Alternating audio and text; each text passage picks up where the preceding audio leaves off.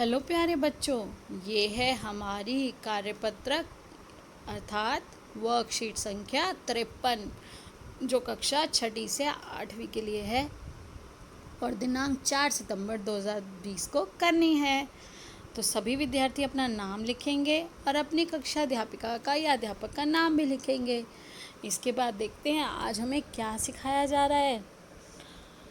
कागजों को गलाकर लुगदी तैयार करना पेपर मैशी कहलाता है। तो बेटा पेपर मैशी आपने कई बार ये नाम सुना होगा। पेपर मैशी एक आर्ट है।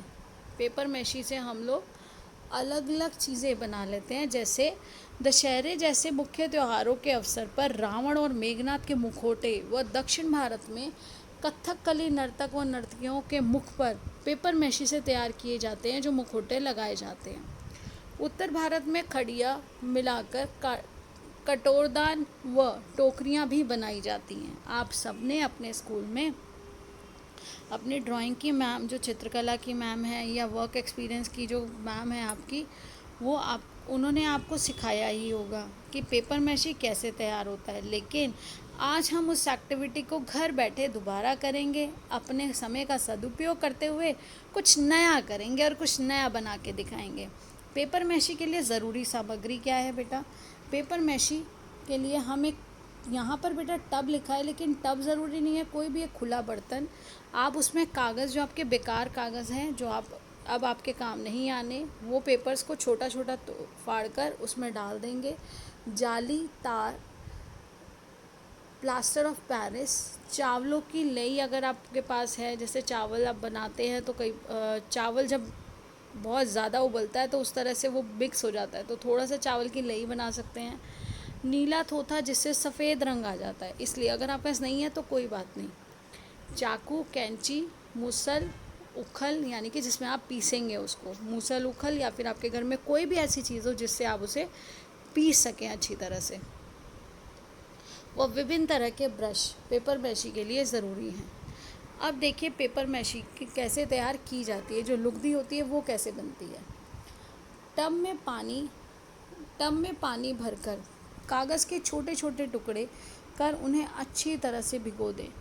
गौरतलब है कि पानी कागज़ों के ऊपर रहना चाहिए। हफ्ते भर बाद पानी को बदल देना चाहिए। 2 हफ्तों बाद कागज़ के टुकड़े को टब से निकाल कर देखना चाहिए। जब आप उस कागज़ को पकड़ के देखेंगे तो वो बिल्कुल गल सा जाएगा। यदि टूटे हुए कागज़ का रेशा छोटा निकले तो समझ लेना चाहिए कि कागज़ लुगदी के लिए तैयार हो गया है। उसके बाद उखल में गलाए हुए कागज़ की लुगदी को कूटना चाहिए, यानी कि आपको उस कागज़ को अब अच्छी तरह से मैश करना, अच्छी तरह से उसे कूटना है ताकि वो एक बराबर एक जैसा हो जाए। और फिर आटे की तरह जैसे हम गूंथते हैं ना बेटा, ऐसे गोंद। और नीला थोथा, अगर आपके पास नीला है थोथा तो ठीक है, नहीं है तो कोई बात नहीं, आप उसको गोंद डालकर उसको गूंद लीजिए। अब उसके बाद जब आपके पास एक गूंधा हुआ वो आ जाएगा, जैसे क्ले होती है ऐसे वो पेपर का बने हुई लुगदी की क्ले आपके पास बन जाएगी। आप जिस वस्तु का मॉडल बनाना चाहते हैं उसका चित्र या खिलौना सामने मेज पर रखिए। वस्तु के लंबाई चौड़ाई के हिसाब से आकृति तैयार कर लीजिए। जो आपको वायर बोली गई है बेटा, तार या पुरानी बोतल, पुरानी कोई ऐसी शेप, कोई ऐसे टूटा हुआ आपके पास बर्तन है, या आपके कटोरी भी ले सकते हैं आप रसोई से। आप कटोरी के ऊपर उसको लगाइए, जब वो सूख जाएगा तो आपको एक कटोरा बना हुआ मिलेगा। गिलास के ऊपर बाहर से लगाएंगे तो आपको वैसा ही गिलास बना हुआ मिलेगा उसके बाद जब वो सूख जाएगा। तो जिस प्रकार की आकृति आप चाहते हैं वैसी आकृति आप ले सकते हैं। अभ्यास करते करते आप अच्छी आकृति बनाना सीख जाएंगे। मॉडल बनाते समय चिकनी मिट्टी में, यहाँ चिकनी मिट्टी वो मिट्टी चिकनी मिट्टी नहीं है, यहाँ पे ये जो आपने लुगदी तैयार की थी बेटा, जो हमने ये लुगदी तैयार की थी पेपर से, जो कागज़ से बनाई गई लुगदी है, वही क्ले की तरह जो अब है, उसमें कोई बुलबुले नहीं होने चाहिए, यानी कि कोई गैप नहीं होना चाहिए। बुलबुले किससे आते हैं? जब बीच में हवा आ जाती है।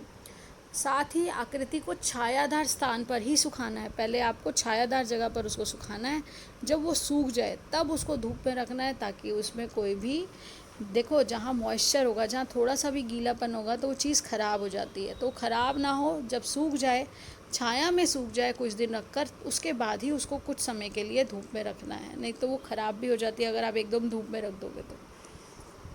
उसमें क्रैक्स आ जाते हैं। तो चलिए पेपर मैशे की विधि का इस्तेमाल करते हुए कुछ नया और अनोखा बनाते हैं।